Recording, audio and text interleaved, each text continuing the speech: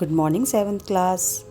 आज है 1/10/2020 यानी 1 अक्टूबर और हम करेंगे कार्यपत्रक नंबर 4 यानी वर्कशीट नंबर 4। इससे पहले बेटा हमने कार्यपत्रक 1, 2, 3 किए हैं, जिसमें हमने कविता हम पंछी उन्मुक्त गगन के को पढ़ा था, समझा और उसके प्रश्न उत्तर किए थे। अब हम करेंगे आपकी वसंत, जो कि आपकी पाठ्य पुस्तक है, उसका पाठ 2 दादी माँ। ठीक है, और आपकी वर्कशीट जो है वो हिंदी की है। ये सिर्फ कक्षा 7 के लिए है। सबसे पहले आप विद्यार्थी का नाम यानी अपना नाम लिखेंगे, उसके बाद अपने अध्यापक का नाम लिखेंगे यानी जो आपके हिंदी के शिक्षक हैं उनका नाम लिखेंगे। प्यारे बच्चों, इस बार जो पाठ हम पढ़ने जा रहे हैं उसका नाम है दादी माँ। हाँ बेटा, क्या नाम है? दादी माँ। नाम से ही आप समझ गए होंगे कि लेखक यानी जिसने ये पाठ लिखा है वो कहलाता है लेखक। अपनी दादी को याद करते हुए लिखते हैं, पर साथ ही साथ वे अपने बचपन को भी याद करते हुए उससे जुड़ी बहुत सारी बातें बताते हैं। बेटा, जो लेखक है वो अपनी दादी माँ को तो याद कर ही रहे हैं, साथ ही साथ जब वो छोटे थे, जो उनका बचपन था, उन्होंने अपने बचपन में क्या क्या किया, वह उन सारी बातों को भी याद कर रहे हैं। आइए जाने लेखक क्या कहते हैं और हम इस आधार पर पूछे गए प्रश्नों के उत्तर लिखिए। तो बच्चों, लेखक कहते हैं अपने अपने मौसम की अपनी अपनी बातें होती हैं। आषाढ़ में आम और जामुन ना मिले चिंता नहीं, अगहन में चिवड़ा और गुड़ ना मिले दुख नहीं, चैत के दिनों में लाई के साथ गुड़ की पट्टी ना मिले अफसोस नहीं, पर क्वार के दिनों में इस गंधपूर्ण झाग भरे जल में कूदना न हो तो बड़ा बुरा मालूम होता है। तो बच्चों, आगे बढ़ने से पहले हम हिंदी कैलेंडर के हिसाब से जो महीने होते हैं, इंग्लिश में तो आप जनवरी, फरवरी, मार्च, अप्रैल ऐसे महीने को जानते हो, लेकिन हिंदी कैलेंडर के हिसाब से भी महीनों के नाम अलग होते हैं। जैसे इस पाठ में भी कुछ नाम आए हुए हैं: आषाढ़, अगहन, चैत, क्वार। तो आइए जाने ये साल के कौन से महीने होते हैं।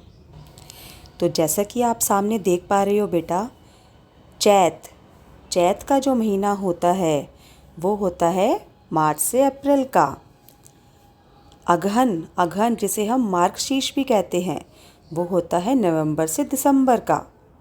और क्वार जिसे अश्विन भी कहा जाता है, वो होता है सितंबर से अक्टूबर का। और आषाढ़ ये महीना होता है जून जुलाई का। तो एक बार सब बच्चे इन महीनों को ध्यान से देख लेंगे।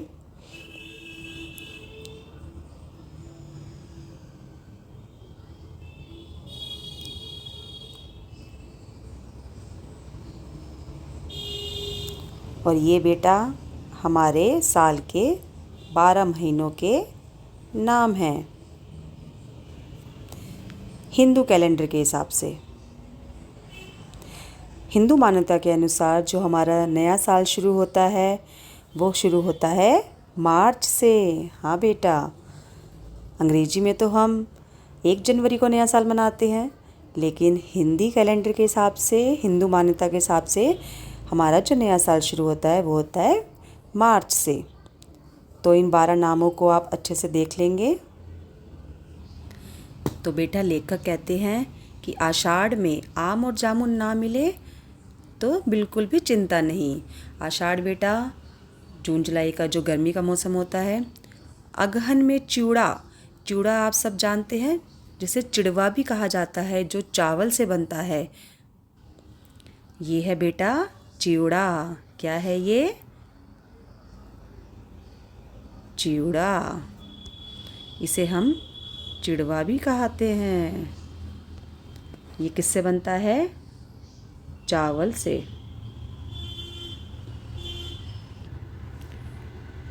तो अगहन यानी नवंबर दिसंबर का जो महीना होता है उसमें चिवड़ा और गुड़ ना मिले तो लेखक को दुख नहीं। चैत यानी मार्च अप्रैल में लाई लाई के साथ गुड़ की पट्टी। बेटा आपने गुड़ की पट्टी खाई है? यहाँ देखिए, ये है बेटा लाई के साथ गुड़ की पट्टी। लाई यानी मुरमुरे जो होते हैं, मुरमुरे वाली जो गुड़ की पट्टी होती है उसे कहते हैं लाई के साथ गुड़। लेकिन लेखक कहते हैं क्वार के दिनों में यानी बारिशों के दिनों में गंधपूर्ण यानी बदबू भरे, गंधपूर्ण झाग भरे, जो झाग झाग बन जाता है बेटा पानी में, जल में कूदना ना हो तो बड़ा बुरा मालूम होता है। मैं भीतर हुड़क रहा था। हुड़क का अर्थ क्या होता है बेटा? तड़प। लेखक कहते हैं कि मैं तड़प रहा था।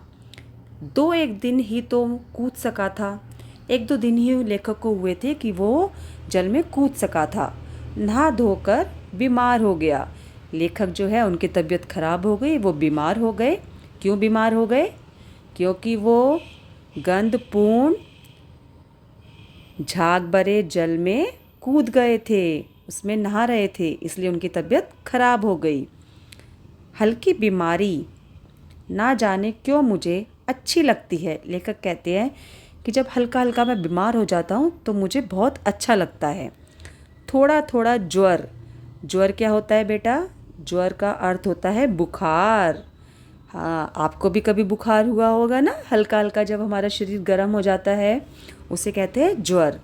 थोड़ा थोड़ा ज्वर हो, सर में साधारण दर्द और खाने के लिए दिन भर नींबू और साबू। लेखक कहते हैं कि हल्का हल्का सा बुखार हो जाए, सर में हल्का हल्का दर्द हो जाए और खाने के लिए दिन भर और साबू। साबू मतलब साबूदाना। लेकिन इस बार ऐसी चीज़ नहीं थी। लेकिन इस बार हमें लगता है कि लेखक जो है वो ज़्यादा बीमार हो गए थे। ज्वर तो चढ़ा तो चढ़ता ही गया। वो कहते हैं जो बुखार था वो जब चढ़ने लगा तो वो चढ़ता ही गया। रज़ाई पर रज़ाई और उतरा रात 12 बजे के बाद। तो जब उनको बुखार था तो हमें ठंड लगती है, लेखक को भी ठंड लग रही थी और वो रज़ाई पर रज़ाई ओढ़े जा रहे थे। लेकिन उनका बुखार कितने बजे उतरा बेटा? सब बताएंगे? यस, रात 12 बजे के बाद। ये बेटा आप साबूदाना की फ़ोटो भी देख लेंगे। साबूदाना ऐसे छोटी छोटी गोलियों के आकार में होता है। आपने ज़रूर कहीं ना कहीं पे देखा होगा या आपके घर में बनता भी होगा। तो साबू यानी साबूदाना। तो शब्द मित्रता तो बेटा हमारी हो ही गई है। चिड़ा यानी चिड़वा, हुड़क तड़प, ज्वर बुखार, साबू साबूदाना। प्रश्न पे चर्चा करते हैं। प्रश्न 1, लेखक ने कौन कौन से हिंदी महीनों की बात की है? बड़ों से पूछकर सभी हिंदी महीनों के नाम लिखिए। यहाँ पे बेटा आप देख पा रहे होंगे कि लेखक ने कौन कौन से हिंदी महीनों की बात की है। एक तो आषाढ़, अगहन, क्वार, चैत। ठीक है, इन 4 महीनों की बात की है। और बड़ों से पूछकर आप 12 के 12 हिंदी महीनों के नाम लिखेंगे। लेकिन मैं आपको यहाँ पे बता देती हूँ कि वो 12 महीनों के नाम कौन से होते हैं, जैसे अभी हमने शुरुआत में भी देखे थे।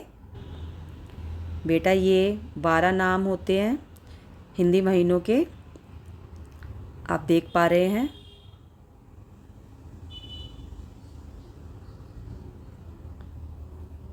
चैत, बैसाख, ज्येष्ठ, आषाढ़, श्रावण, भाद्रपद, क्वार, कार्तिक, मार्गशीर्ष या अगहन, पौष, माघ और फागुन।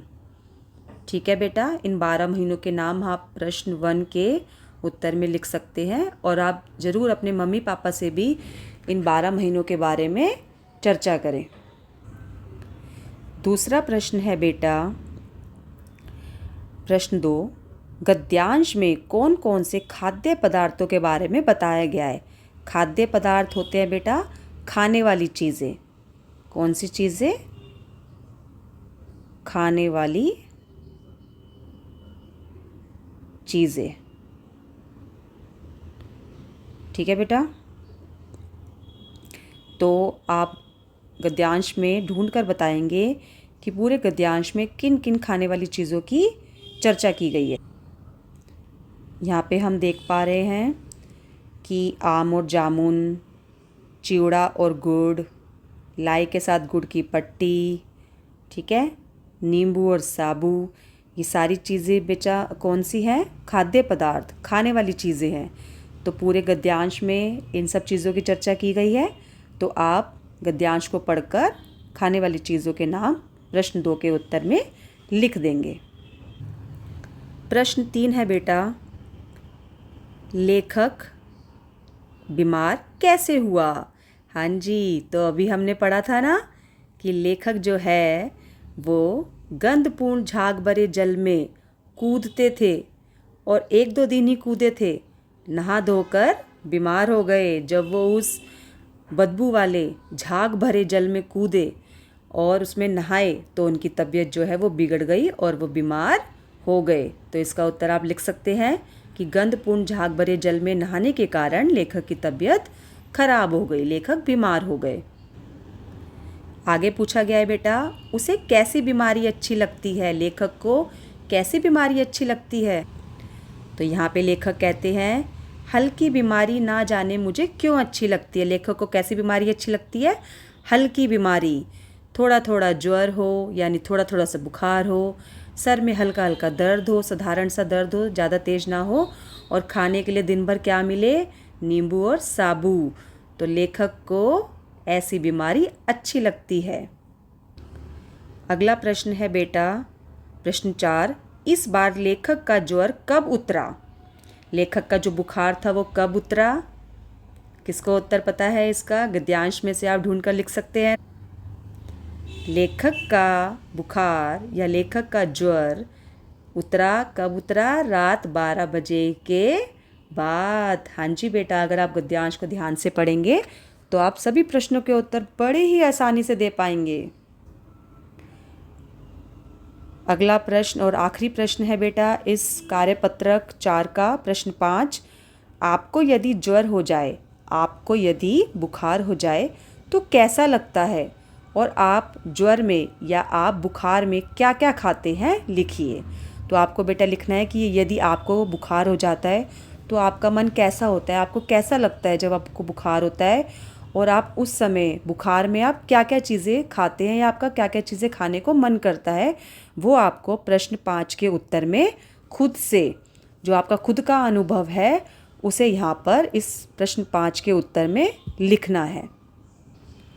तो बच्चों, उम्मीद है आपको पाठ 2 दादी माँ समझ आया होगा। जो अभी हमने पाठ की शुरुआत करी है कार्यपत्रक 4 से, अभी हम आने वाली कार्यपत्रक जो आगे आएंगे 5, 6, उनमें हम पाठ को और ज़्यादा पढ़ेंगे। तो बच्चों, आपको कार्यपत्रक 4 यानी वर्कशीट 4 तो करनी ही है, 5 प्रश्न करने हैं कॉपी में, लेकिन आपको साथ साथ एक गतिविधि भी दी जा रही है। आपको क्या करना है? आपको अपनी बसंत की पाठ्य पुस्तक खोलनी है और आपको पाठ 2 दादी माँ को अपनी पाठ्य पुस्तक वसंत में से पढ़ना है। आपको अपनी हिंदी की पाठ्य पुस्तक जिसका नाम वसंत है उसको खोलना है, उसको पाठ 2 निकालना है और दादी माँ जो उसमें पाठ दिया गया है उसको रीड करना है, यानी उसको पढ़ना है और साथ साथ समझना भी है बेटा। तो ये है आपकी इस हफ्ते की गतिविधि जो सब बच्चों को करनी है। तो उम्मीद है बेटा आपको आज की वर्कशीट 4 यानी कार्यपत्रक 4 अच्छे से समझ आया होगा। इसका नाम है दादी माँ, और इसे आप हिंदी सब्जेक्ट के ग्रुप में ही भेजेंगे ताकि मैं आप सबकी वर्कशीट देख सकूं और चेक कर सकूं।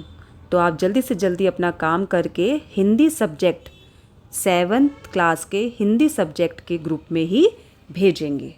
धन्यवाद।